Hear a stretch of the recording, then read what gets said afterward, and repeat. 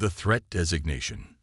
The Galactic Council chamber hung suspended in the void, a magnificent crystal structure orbiting a nameless neutron star at the heart of the Andromeda Galaxy. Inside, 12 beings representing the oldest civilizations in known space deliberated in solemn tones. Their forms varied wildly, some gaseous, others crystalline, a few with bodies that seemed to shift between states of matter. But their concern was unified. The humans have developed warp technology 4 centuries ahead of projected timelines, announced High Counselor Vexamar, his crystalline body refracting light in agitated patterns. Their expansion has already reached 17 star systems in less than 2 decades. Their resource consumption patterns are disturbing, agreed Representative Kolu, a being of pure energy contained within an environmental suit. They transform worlds rapidly, and their population growth knows no restraint.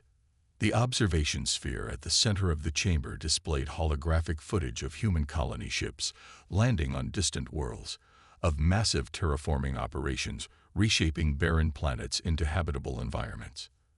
The speed was unprecedented. No other species had ever expanded so rapidly, so hungrily. "This is not natural evolution," insisted Counselor Thorne, her exoskeleton clicking with each syllable. "Something is wrong with these creatures. They are too adaptive, too resilient, too unpredictable." The High Counselor gestured, bringing footage of human wars to the display. Conflicts spanning centuries, technologies developed specifically for destruction, then repurposed for exploration. They forged their advancement through conflict. Even their cooperation emerges from competition. "Perhaps," ventured Representative Zarin, the youngest member of the council, his blue-scaled skin rippling in hesitation, "we should establish direct diplomatic contact. Many emerging species appear threatening until proper dialogues air." "Your inexperience is showing," Zarin interrupted Vexamar.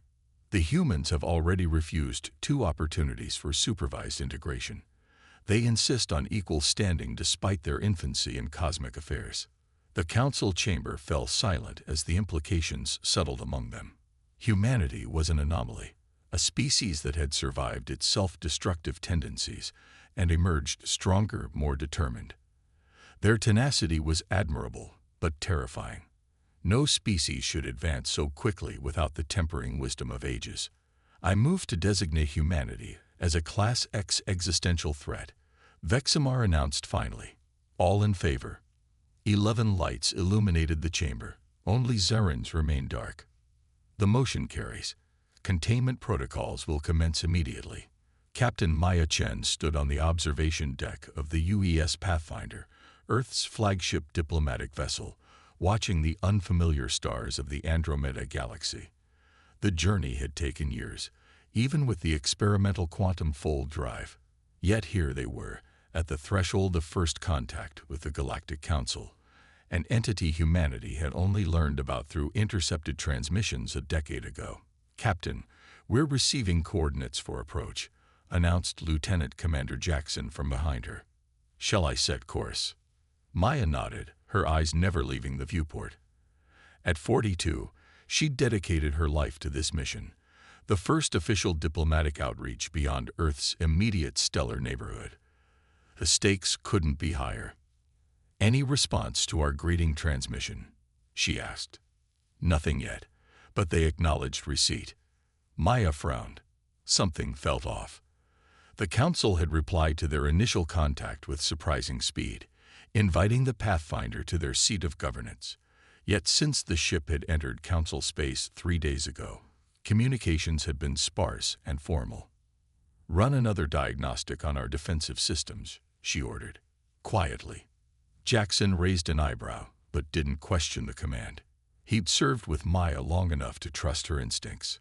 "Captain," called the communications officer, "incoming transmission from a vessel approaching at high speed. They're requesting we power down engines and prepare for inspection." Maya's unease deepened, on screen. The view screen flickered to life, revealing a being with blue-scaled skin and large, luminous eyes. "Captain Chen of Earth Vessel Pathfinder, I am Representative Zarin of the Galactic Council Security Division. Please comply with all instructions for the safety of your crew. Representative. Maya replied carefully. We were under the impression this was a diplomatic mission by invitation. What is the purpose of this inspection? A flicker of something. Was it discomfort? Crossed Zarin's alien features. Standard procedure for all first contact scenarios. Please comply. Maya glanced at her tactical officer, who gave a subtle shake of the head. The approaching vessel was not alone. Sensors detected multiple ships moving into position around them. Very well, she agreed, keeping her tone neutral. We'll power down for inspection. The screen went dark, and Maya turned to her crew. Battle stations, she whispered, but no offensive posture. Let's see how this plays out. Less than an hour later, Maya found herself in a detention cell aboard what appeared to be a massive council security vessel. The inspection had quickly revealed itself as a coordinated operation to disable the Pathfinder and take her crew into custody. No shots had been fired. Maya had ordered her people not to resist once she realized they were outmatched. The cell was comfortable enough, with accommodations adapted to human physiology. They'd clearly been preparing for this encounter. The question was, why the hostile reception when they had been officially invited? The doors slid open, and Representative Zarin entered, accompanied by two guards of a species Maya didn't recognize. Tall, spindly beings with 4 arms and reflective visors hiding their faces. Captain Chin, Zarin began, dismissing the guards with a gesture. I apologize for the deception.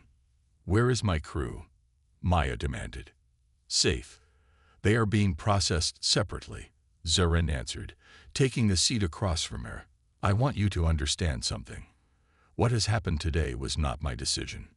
Maya studied him carefully. You were the one who intercepted us. Yes, but under orders. The Council has designated humanity as a Class X existential threat to galactic stability. The invitation was bait. The revelation struck Maya like a physical blow. A threat? We've barely left our own star cluster. How could we possibly threaten civilizations that have existed for millennia? Zarin's large eyes blinked slowly.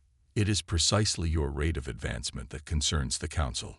No species in recorded history has developed as quickly as humans. Your adaptability, your innovative capacity, your determination to overcome obstacles, these qualities make you unpredictable. And that makes us dangerous. Maya asked incredulously. In the Council's view, yes, stability is valued above all else. Species that develop too quickly often destabilize entire regions before they learn restraint. Maya leaned forward. So instead of helping us integrate, you've decided to contain us. How exactly does the Council plan to do that? There are billions of humans spread across 17 systems. Zarin looked away, unable to meet her gaze. I cannot discuss Council security protocols. A chill ran down Maya's spine. You're planning something worse than containment, aren't you? Before Zarin could respond, an alarm blared throughout the vessel. The blue-scaled alien jerked upright, touching a device on his wrist. His eyes widened in what Maya clearly recognized as shock. What is it? She asked. Impossible, Zarin whispered. It cannot be awake yet. The calculations gave us centuries. The ship lurched violently, throwing both of them against the wall. Emergency lights flashed as artificial gravity fluctuated. What's happening? Maya demanded, grabbing Zarin's arm. The alien stared at her with new intensity. Captain Chen, something has emerged at the edge of Council space. Something ancient and terrible that has slumbered for eons. If the readings are correct, your designation as a threat may have just become the least of our concerns. The Council emergency session was chaos. Holographic representatives flickered in and out as communication relays across 3 sectors failed simultaneously. High Counselor Vexamar struggled to maintain order. The containment fleet reports massive casualties, announced the security chief, her tentacles writhing in distress. 80% of vessels lost in the initial encounter. What exactly are we facing? demanded Counselor Thorne. The central display showed fragmented footage from the battle. A vast darkness moved against the stars, not so much a physical entity as a wound in reality itself. Where it passed, matter simply ceased to exist, converted to energy and absorbed. "We believe it's a void harbinger," the science advisor explained, voice trembling. "A cosmic entity thought to be mythological, a being that feeds on the energy of stars and civilizations. Ancient records speak of one such entity that destroyed the precursor civilization 15 million years ago." "How did it awaken?" asked Vexamar. "Unknown, but preliminary data suggests human warp technology may have disturbed its dormant state. Their method of folding space creates particular quantum resonances that—" "So the humans truly are responsible," interrupted Thorne. Representative Zarin, attending remotely from the security vessel, spoke up. "The humans couldn't have known. And blaming them doesn't address our immediate crisis. The Harbinger has already consumed 3 outpost worlds and is moving toward the Council core systems. What are our defensive options?" asked Vexamar. The military commander, a being of living metal, responded grimly. "Conventional weapons are ineffective. It simply absorbs energy-based attacks, and physical projectiles pass through it without impact. We're mobilizing the entire defense fleet, but without knowing how to harm it." The chamber fell silent as the implications became clear. The Galactic Council, for all its ancient wisdom and advanced technology, faced an enemy it had no immediate means to combat. "There may be another option," Zarin said carefully. "The human Captain Chen has been monitoring our situation through my comlink. She has proposed an alternative approach." "You shared classified information with a prisoner?" Thorne exclaimed. "Given the circumstances, I deemed it necessary," Zarin replied evenly. "And her insights are valuable. Humans have a unique perspective on crisis response." Vexamar's crystalline form darkened with skepticism. What could a human possibly contribute to this situation? "Permission to address the Council," came Maya's voice, transmitted through Zarin's communication device. After a moment of stunned silence, Vexamar reluctantly agreed. "Granted, but be brief, human." "Counselors," Maya began, her voice steady despite the circumstances, "your civilization has existed in stability for so long that you've forgotten how to face the truly unknown.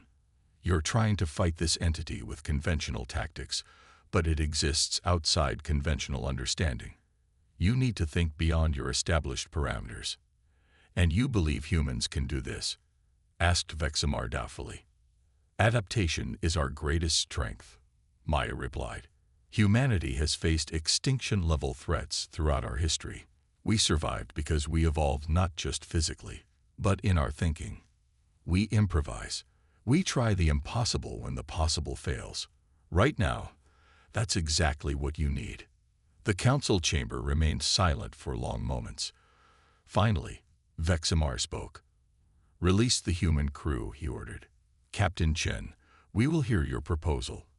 But know this, if your species has indeed awakened this ancient horror, you bear responsibility for helping us contain it." Maya's voice carried unexpected weight in her response. "Counselor, if this entity threatens all sentient life, then containing it becomes everyone's responsibility. That's something humans understand very well." As the transmission ended, Representative Zarin studied Maya with new appreciation. Perhaps the Council had been too quick to judge humanity's place in the cosmos. Perhaps what they had feared as dangerous unpredictability was exactly what the galaxy needed in this darkest hour. The Void Harbinger continued its inexorable advance, consuming everything in its path, as the most unlikely alliance in galactic history began to form. Unlikely savior. The detention level of the Council security vessel shuddered as another energy wave passed through the ship. Maya Chen steadied herself against the wall, watching as Zarin frantically worked to override the security protocols locking her crew's cells. "The Harbinger is moving faster than we anticipated," Zarin explained, his scaled fingers dancing across the control panel. 3 Council defense stations have already been consumed. How many people were on those stations? Maya asked. Over 40,000, Zarin replied grimly. From 17 different species. The door to the detention block slid open, and Maya's senior officers rushed in. Lieutenant Commander Jackson, Chief Engineer Patel, and Science Officer Reyes. They looked shaken but unharmed. Captain, Jackson greeted her, relief evident in his voice. What the hell is going on? We've been caught in something bigger than a diplomatic misunderstanding, Maya explained quickly. There's an entity, the Council calls it a void harbinger, consuming everything in its path. And apparently, we might have accidentally woken it up. Our full drive. Patil asked, her engineering mind immediately connecting the dots. Possibly. But assigning blame isn't going to help anyone now. Maya turned to Zarin. We need to get back to the Pathfinder. The alien nodded. The Council has authorized your vessel's release. They're desperate for alternatives. Good, Maya said, because I wasn't entirely honest with the Council about having a plan. What I have is the beginning of an idea, and I need my ship and my people to develop it. Zarin's large eyes widened slightly. You missiled the High Council. I bought us time, Maya corrected. Something you said earlier about the Harbinger. It absorbs energy, right? Converts matter into energy to feed itself. Yes, according to the ancient records. Then we need to understand its feeding patterns before we can develop a counter-strategy. I need all the data the Council has gathered so far. Zarin hesitated only briefly before nodding. Follow me. I'll arrange immediate transport to your vessel. As they hurried through the corridors of the security ship, Maya caught glimpses through viewports of the space battle unfolding in the distance. Council vessels fired weapon after weapon at the advancing darkness, only to have their energy beams absorbed into the void. It was like watching someone try to drain the ocean with a teacup. Your Council is fighting this wrong, she murmured. We fight as we have always fought, Zarin replied. And that, Maya said, is exactly the problem. Aboard the Pathfinder, Maya gathered her full senior staff in the tactical center. The ship's advanced holographic system displayed the Council's data on the Void Harbinger, a shifting mass of darkness approximately the size of Earth's moon, but with energy readings that defied conventional physics. It doesn't just consume matter, Science Officer Rice explained, highlighting patterns in the creature's movement. It preferentially targets high-energy systems, stars, reactor cores, weapon discharges. It's drawn to energy like a moth to flame. And conventional weapons just make it stronger, added Jackson. The Council fleet might as well be feeding it. Maya studied the projection thoughtfully. What about its movement patterns? There's something almost deliberate about how it approaches targets. Reyes nodded. I've been analyzing that. It doesn't move in straight lines, even when that would be more efficient. Instead, it curves around certain spatial coordinates, almost as if it's avoiding something, Maya finished. But what? Engineer Patel, who had been unusually quiet, suddenly straightened. Captain, what if it's not what the Harbinger is seeking, but what it's avoiding that matters?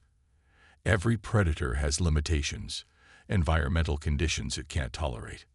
Maya turned to Zarin, who had been granted temporary access to the Pathfinder as the Council's liaison.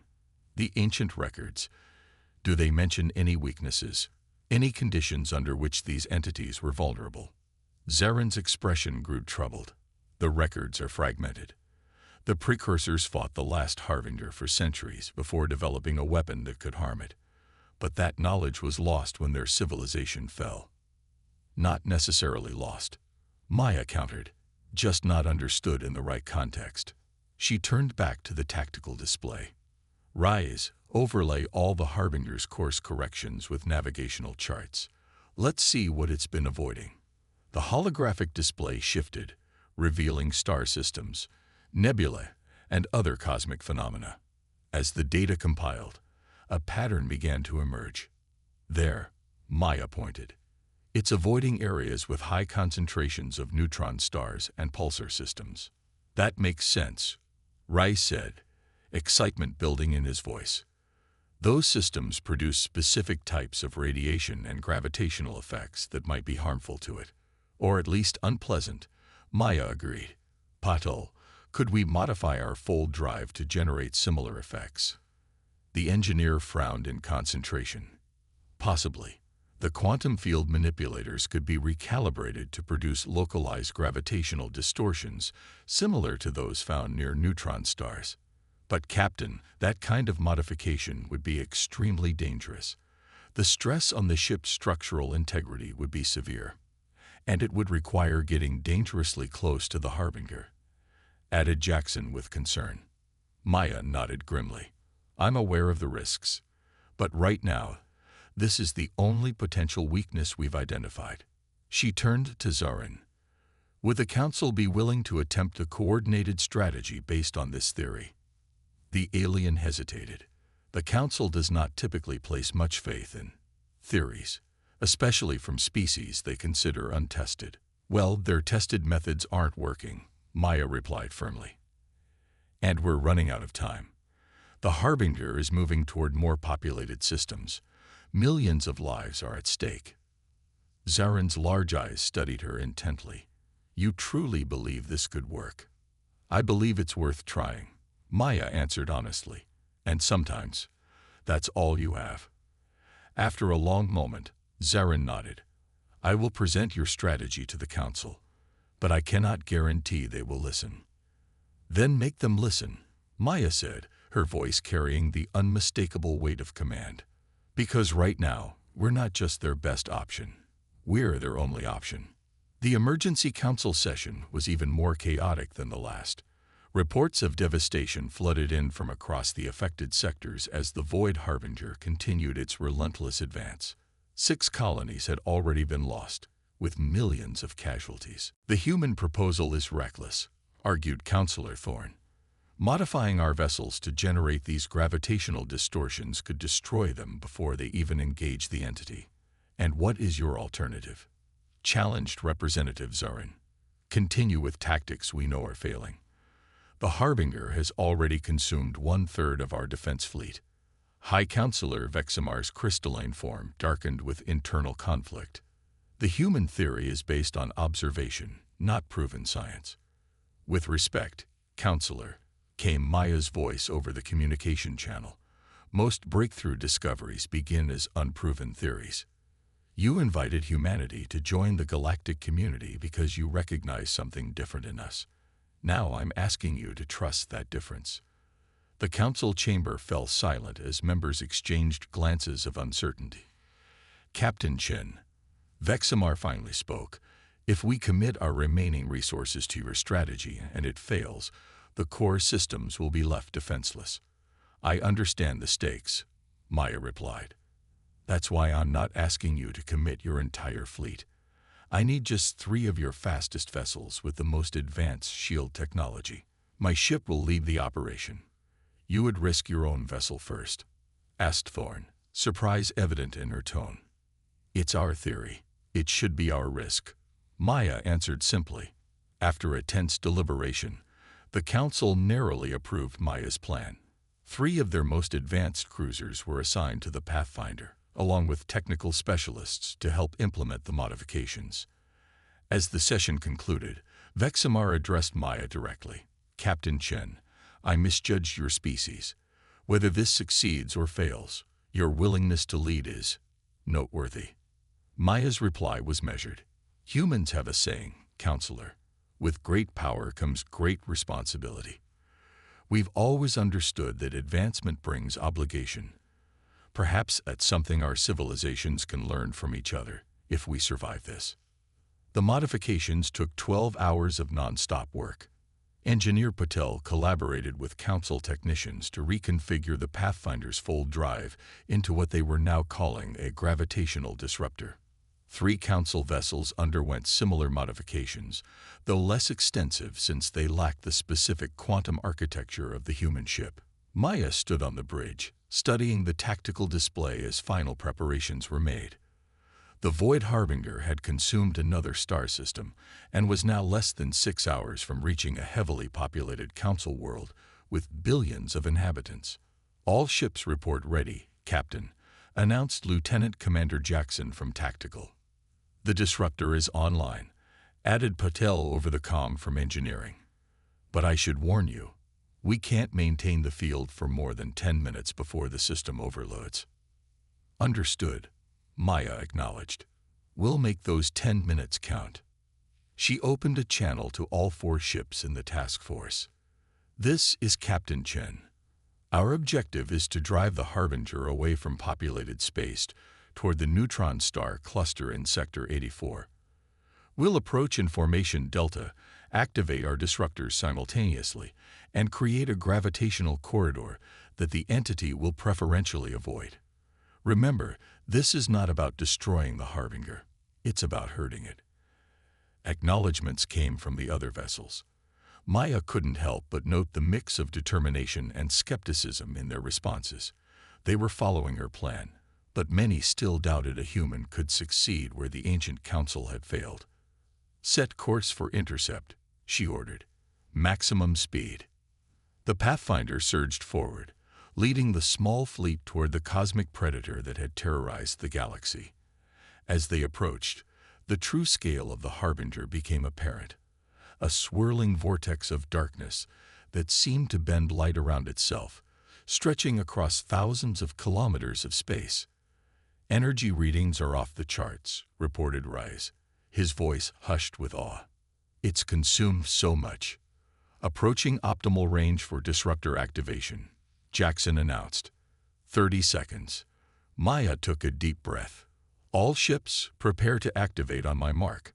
She watched the distance counter tick down, acutely aware of every life depending on this moment. 3, 2, 1, mark. The Pathfinder shuddered violently as the modified fold drive engaged, creating a distortion in space-time unlike anything it was designed to produce. Around them, the 3 council vessels activated their disruptors as well, creating a combined field of gravitational interference that rippled toward the Harbinger. For a terrible moment, nothing happened. The entity continued its inexorable advance, seemingly unaffected. "No response," reported Jackson tensely. "It's not changing course." "Increase disruptor output by 20%, Maya ordered, gripping her command chair as the ship groaned under the strain. Engineer Patel's voice came through with alarm. "Captain, that will reduce our operational window to 6 minutes before catastrophic failure." "Understood. Do it anyway." The gravitational field intensified. And finally, there was a reaction. The edge of the Void Harbinger nearest to their position began to ripple and contract, pulling away from the distortion field. "It's working," exclaimed Reyes. "The entity is responding negatively to the gravitational effect." "All ships, adjust course per navigational plan," Maya commanded. "Let's start guiding it toward the neutron star cluster." The small fleet began a carefully choreographed maneuver, positioning their disruptor fields to create a path of resistance that would force the Harbinger to move in the direction they wanted. It was like trying to herd a hurricane with a handful of fans. But incredibly, it was working. The massive entity began to alter its course, avoiding the uncomfortable gravitational distortions. 4 minutes until disruptor failure, warned Patel. Maya studied the tactical display intensely. They were making progress, but too slowly. At their current rate, the disruptors would fail before they could guide the Harbinger fully away from populated space. "We need more push," she muttered. Then, louder, "Patel, can we reconfigure the disruptor to create a single massive pulse instead of a sustained field?" "Theoretically, yes," the engineer replied. "But the backlash could tear the ship apart." "Could the pulse be strong enough to push the Harbinger significantly off course?" "If we channeled everything we have, including emergency power, possibly." Maya made her decision. "Prepare the configuration. I want all ships ready to execute a synchronized pulse on my command." She opened a channel to the other vessels. "This is Captain Chen. We're changing tactics. We'll be reconfiguring our disruptors for a single maximum intensity pulse. The plan is to create a gravitational shockwave strong enough to push the Harbinger decisively toward the neutron star cluster. One of the council captains responded immediately. Captain Chen, our simulation suggests such a pulse would create a feedback loop in our drive systems. We would lose our ships. I'm aware of the risk, Maya replied calmly. But we're running out of time and options. Any ship unwilling to make this sacrifice should withdraw now. The Pathfinder will proceed regardless. There was a moment of silence before responses came in. First one council ship, then another, and finally the third. All were staying. Engineering reports ready, Jackson announced, his voice tight with tension. Maya nodded. Position for maximum effect. We'll execute on my mark. The 4 ships moved into precise positions around the edge of the Harbinger, each targeting a specific vector that would combine to create the strongest directional force. Maya felt a strange calm settle over her as she prepared to give an order that would likely be her last. It has been an honor serving with all of you, she said to her crew. Not just the Pathfinder, but our council allies as well. Today, we proved that different species from across the galaxy can stand together against any threat. She took one final look at the tactical display, confirming they were in optimal position. All ships, execute maximum pulse. Now. The Pathfinder's modified full drive channeled every ounce of energy the ship could generate into a single reality-warping gravitational pulse. Around them, the 3 council vessels did the same. The combined effect created a shockwave of distorted space-time that slammed into the Void Harbinger with unprecedented force. The cosmic entity recoiled violently, its vast form contracting and twisting as it was pushed forcefully away from its intended path. The momentum carried it precisely toward the neutron star cluster that Maya had identified as naturally repulsive to its kind. On the Pathfinder's bridge, systems began to fail catastrophically as the feedback loop Patel had warned about took hold. Consoles exploded in showers of sparks, and structural integrity alarms wailed. Hull breach on decks 4 through 7, shouted Jackson over the chaos. Drive system going critical. Maya remained calm, watching the tactical display as the Harbinger was pushed further and further toward the neutron stars. Status of the council vessels. 2 have lost power completely, Rise reported. The 3rd is reporting critical damage, but still has life support. Evacuation pods, Maya asked. Being launched now. But Captain, we're too close to the gravitational shockwave. Our pods wouldn't clear the effect radius in time. Maya nodded solemnly. Then we make our stand here. Continue monitoring the Harbinger's trajectory. The bridge crew worked with grim determination as their ship disintegrated around them. Through failing sensors, they tracked the Void Harbinger as it tumbled helplessly toward the neutron star cluster. When it finally made contact with the intense radiation and gravitational fields of the first neutron star, the effect was immediate and dramatic. The entity writhed in what could only be described as agony, its dark form breaking apart as the neutron star's natural properties proved toxic to its existence. In its death throes, it released a final burst of energy, a shockwave that expanded outward in all directions. Brace for impact, Maya shouted as the wave approached the failing Pathfinder. The last thing she saw before consciousness faded was the Void Harbinger disintegrating completely, torn apart by the very forces they had driven it into.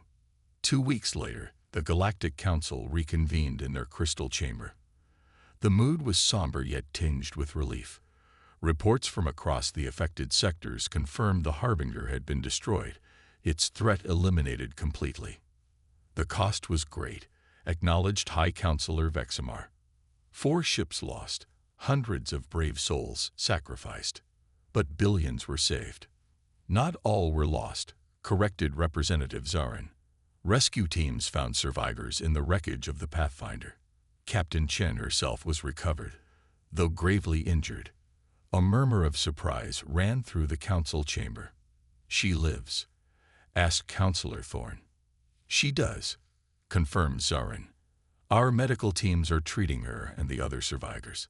The humans prove remarkably resilient, even in the face of what should have been certain death.